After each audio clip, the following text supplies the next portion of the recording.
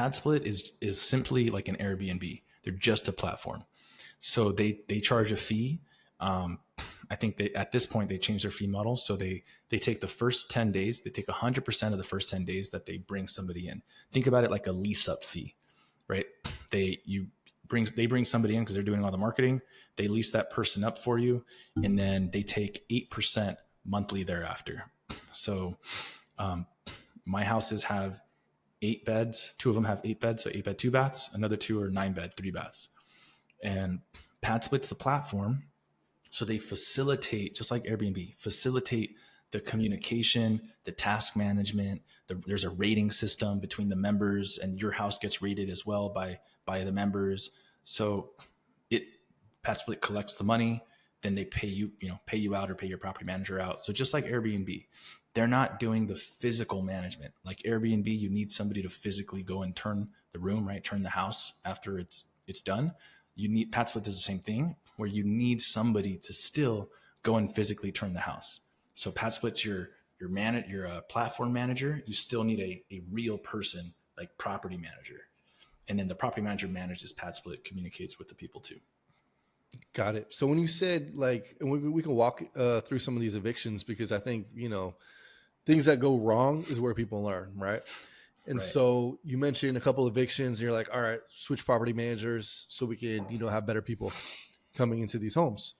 But from my understanding, and this is actually a question that I just have, are you able to vet people on PadSplit? Like yes. How many questions can you actually ask? Because I know in Airbnb, like if you ask more than 2 personal questions, they're like, all right, you're being, you're discriminating for no reason. Yeah. So you got to be careful. A good question.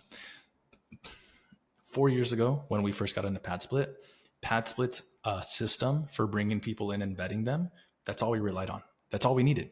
So we didn't have a secondary screening process because we didn't need one. And we didn't deal with a lot of evictions. During COVID, we literally had like 1, maybe 2 evictions, during all of COVID, which I think was very good. And again, we're just using the platform screening system because they do a background check, right? They do their own screening. Over time, though, I think something, you just market to so many people that bad apples get into the platform with anything, right? This happened with Uber, with Airbnb. Just get bad apples that get access to the platform. They find ways to circumvent the background checks or whatever. And we did not have a secondary screening process. We only relied on PadSplit, and that was, again, our biggest mistake. And so that's where we actually suggested to our property manager, hey, this was after, of course, we were dealing with the evictions already. So that's what I'm saying. There was a property that we learned from, and we're like, we got to freaking do this for our other properties. So now we have a secondary screening process, and it's pretty simple. So the main thing we do for anybody listening that's doing a rent by the room, co-living, where you're not maybe directly leasing, but you're using something like PadSplit, then we just ask them, hey, can you send us a picture of your ID, and then send us a picture of you holding up your ID?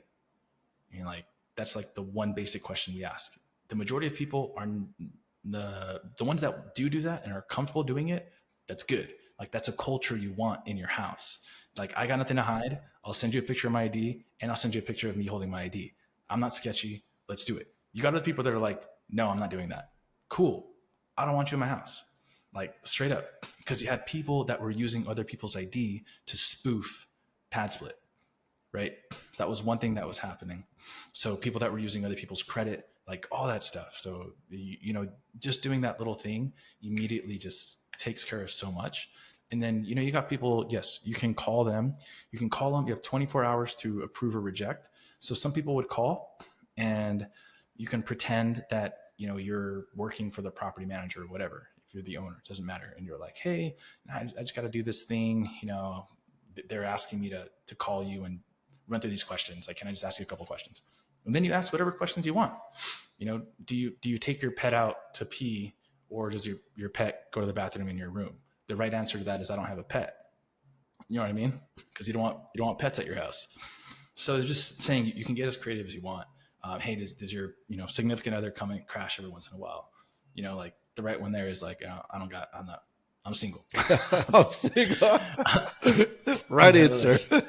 Oh, that's So hilarious. because we want like just like individual people to live in these, right, dude? We had families. It's seriously sometimes pretty sad, because we are targeting the affordable housing market. Like you would legit, people would message us and say like, yo, there's like a family of 5 living in room 6. And we're like, oh shoot. So now we like, we'd have to go and, they got a baby and like kids. And I was like, yo, sorry, like you guys can't be doing this and all that. So then they'd have to move out. But like stuff like that. Then you got to try to vet, they're not bad people. They're in a tough position in their life, obviously trying to make it ends meet, which is what we're trying to do too. But we're also trying to run like a good business that other people in the house are happy to live in.